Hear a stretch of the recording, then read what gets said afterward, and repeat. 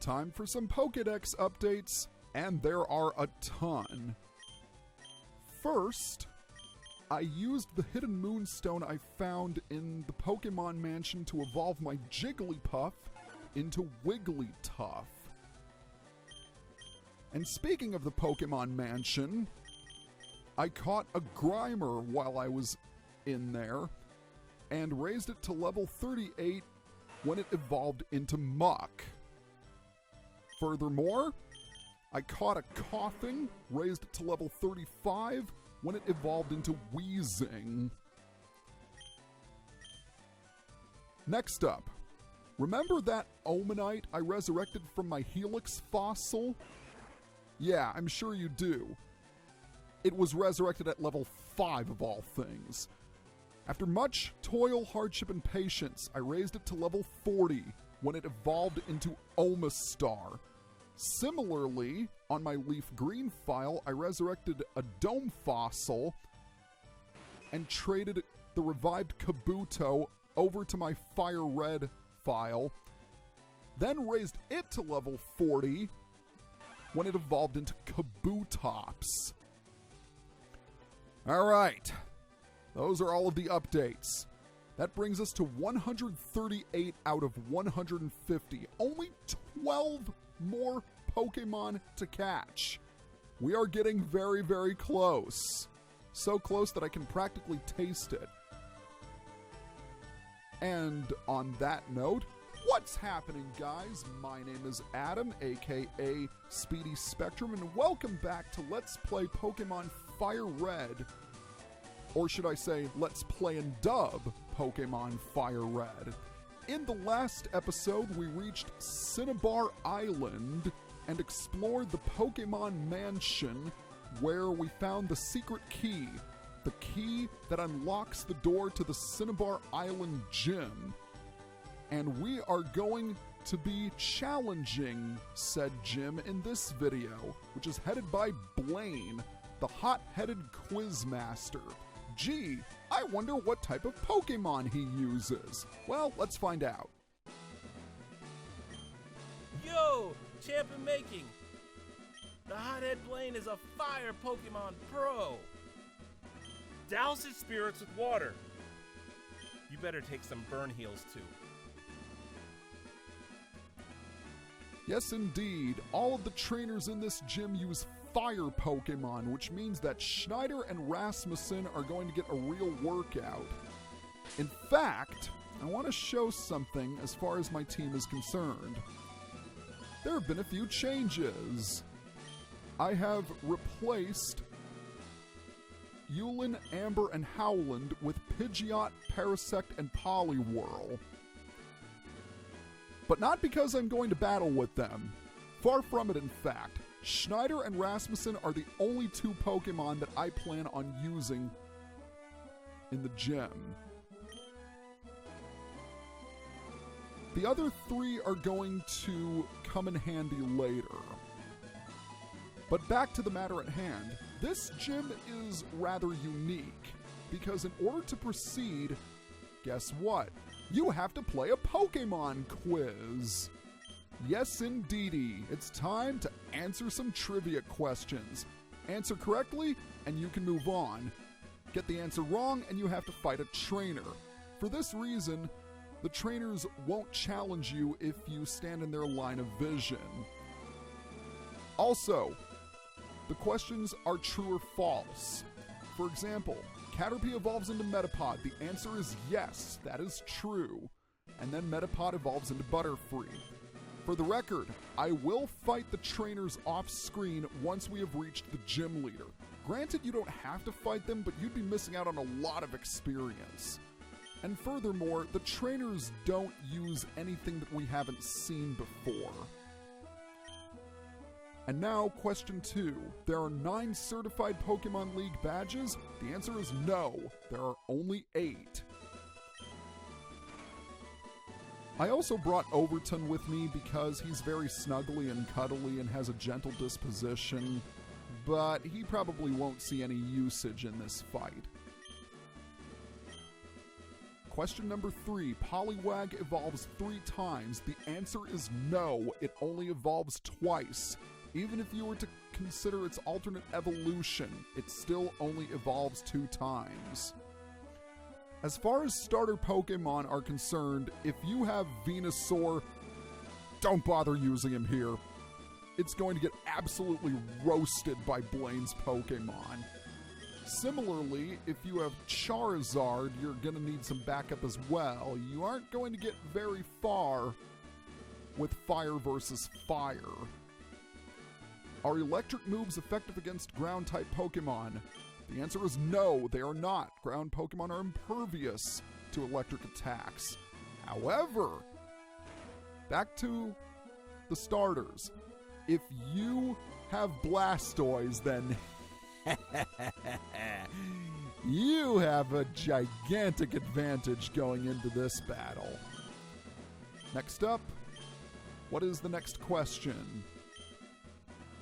Pokemon of the same kind and level are not identical.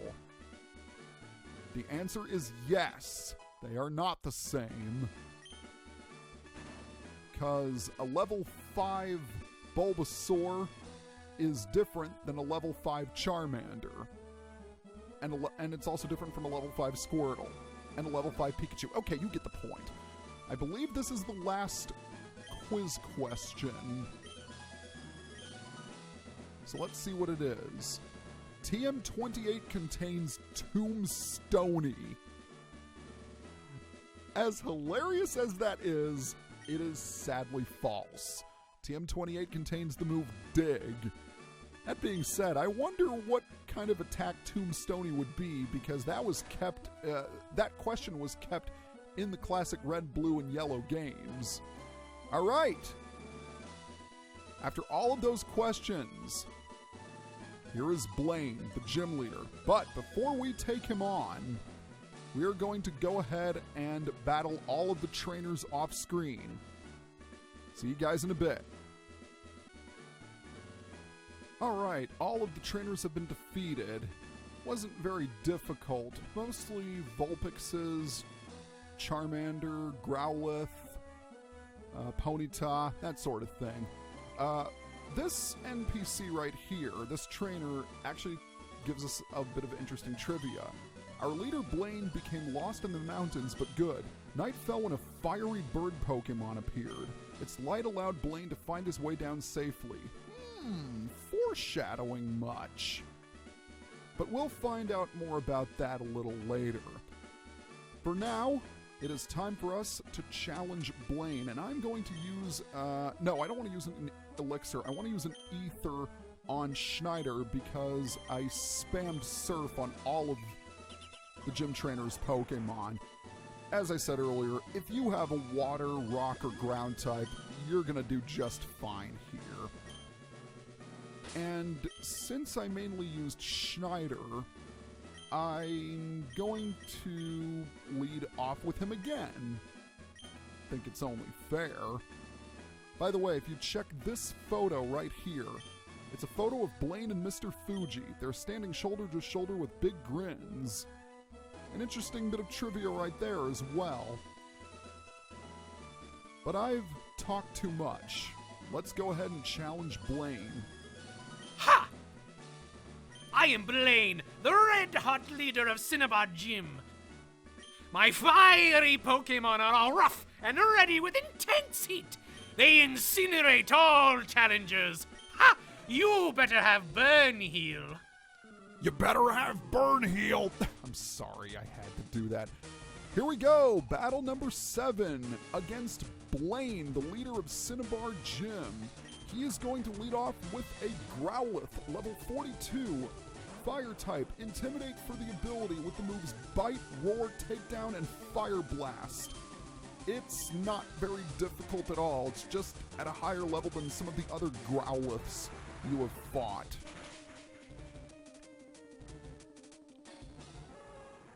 Case in point, I managed to one-shot it. And Schneider grew to level 46. Very nice.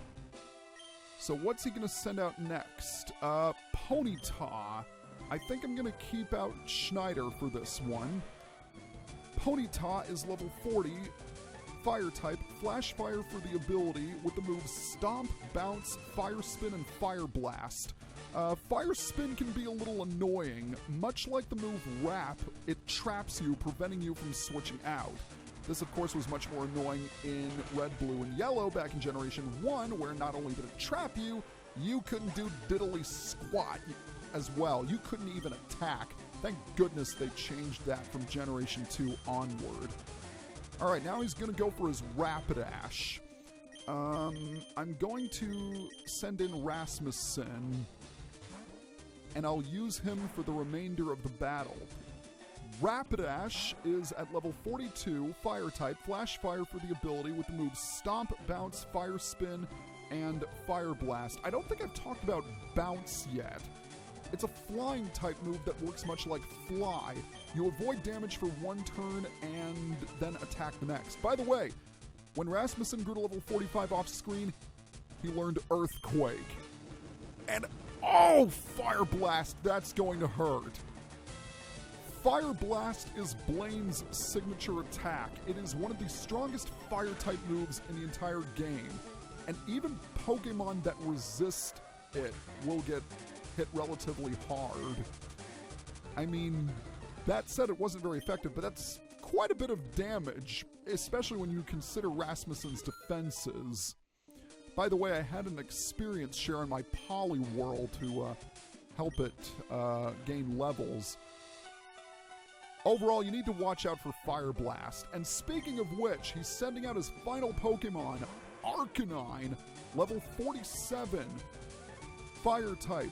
Intimidate for the ability with the moves Bite, Roar, Takedown, and Fire Blast, exactly the same as his Growlithe. This Arcanine is not to be underestimated. It has really, really good stats, and watch out for that Fire Blast.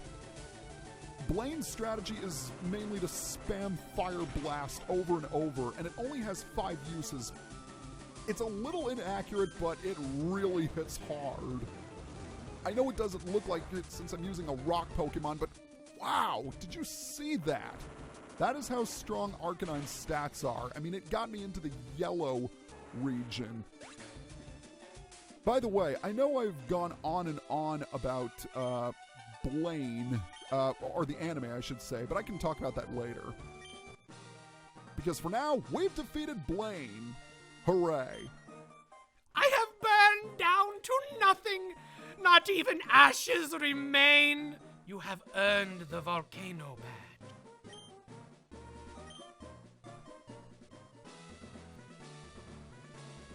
The volcano badge heightens the special stats of your Pokemon. Here, you can have this too. He gives us TM38. I'll give you a wild guess what move that contains. Fire Blast is the ultimate fire technique. Don't waste it on water Pokemon. TM38 contains Fire Blast. Teach it to a fire-type Pokemon. Vulpix or Charmeleon would be ideal for that move. Even though I have the TM for Fire Blast, I don't think I'm going to teach it to Howland. I'm perfectly content with Flamethrower. So we're done here. We have collected 7 of 8 badges. Only 1 left for us to obtain. And overall, that was a pretty easy victory, I have to say. Red, you beat that firebrand.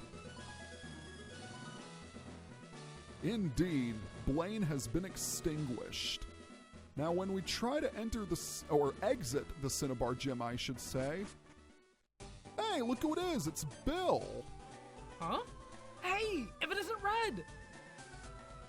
Look, it's me, Bill! Long time no see! I hope you're still using my PC system. Well, listen, since we met up here, how about spending some time with me? There's this little island in the far south called One Island. A friend invited me, so I'm on my way there now. How about it? Do you feel like coming with me?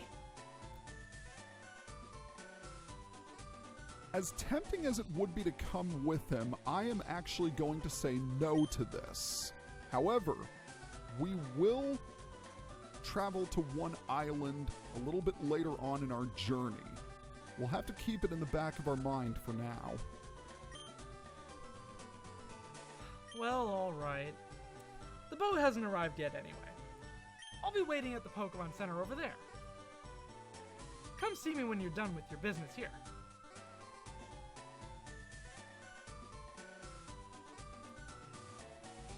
The boat that Bill was talking about will take us to the Sevi Islands, which is the main post-game side quest.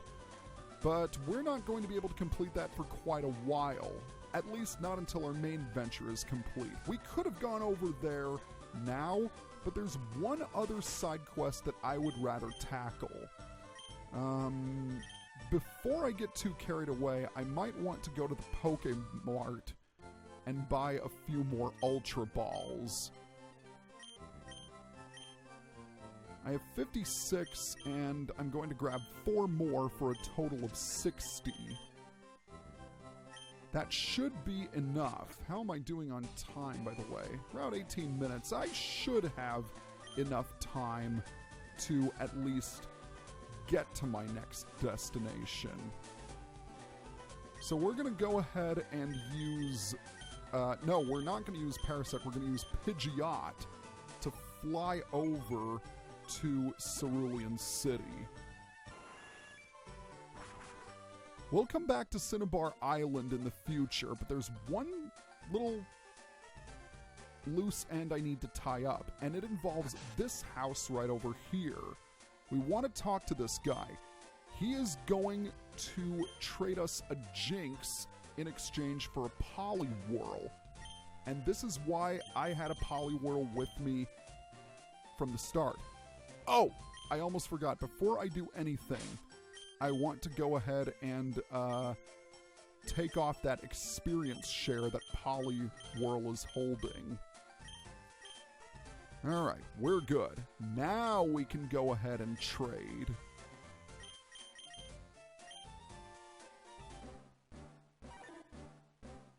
In exchange for Poliwhirl, we are going to receive Jinx. Number 124 in the Pokédex, Jinx is an Ice and Psychic type. 2 excellent offensive types. Jinx is incredibly fast. Doesn't appear to be so, but it's rather speedy. It also makes for a really good special attacker. And it's one of the few Pokemon that can learn the move Lovely Kiss, which is a 90% accurate sleep-inducing move. Honestly, I think it's very underrated. I've used Jinx before and it served me incredibly well. Only 2 downsides. 1, it's not very good defensive-wise. It is pretty frail, and 2, its ability isn't that great either. But overall, do I recommend Jinx? Absolutely. Alright, if you were wondering what I was doing in the Pokemon screen, I was taking away the mail that Jinx had.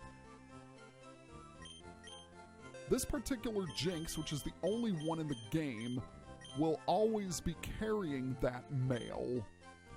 And no matter what, it's going to be at level 25. Well, it actually has the same level that your Poliwhirl has.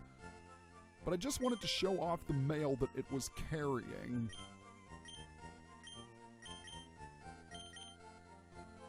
Then again, maybe not. It's not that important. The mail just says something along the lines of, "Hi, please take care of my Jinx." But we can worry about that later. For now, we're going to head to Route 10. This is the same area that will take us to the Rock Tunnel. But we are not going to the Rock Tunnel. Instead, we're going somewhere else. We're going to, shall we say, a hidden area where something amazing will be lying in wait for us. Oh, back to what I was saying about Blaine. I've gone on and on about the anime throughout this project, but the episode involving Blaine, it deserves special mention. Why? Because Ash's gym battle against Blaine is easily one of the greatest in the history of the show. In the anime, Blaine had a Magmar, and when it first appeared, 9-year-old me was really scared because of how it appeared out of thin air from the lava. I watched it years later, and the episode still holds up. It's easily one of the greatest battles in the history of the show, because this was back when Ash's Charizard still didn't fully trust him. He was still disobedient. But the fight between Charizard and Magmar, it is so satisfying and so incredible. I will say that as the show has progressed, the Kanto arc, or the Indigo League arc, isn't quite as good as some of the others, but it still has its moments. Now, you see this water right here. We've seen it before, but when we first traveled through this area, we didn't have the ability to surf. Now we do. So we're going to go ahead and surf on this water. And this little stream is going to take us into an encounter with a wild tentacool. Yes, that is what I was building up to. Upon closer inspection, I don't think I'm going to have enough time to demonstrate this little side quest of ours.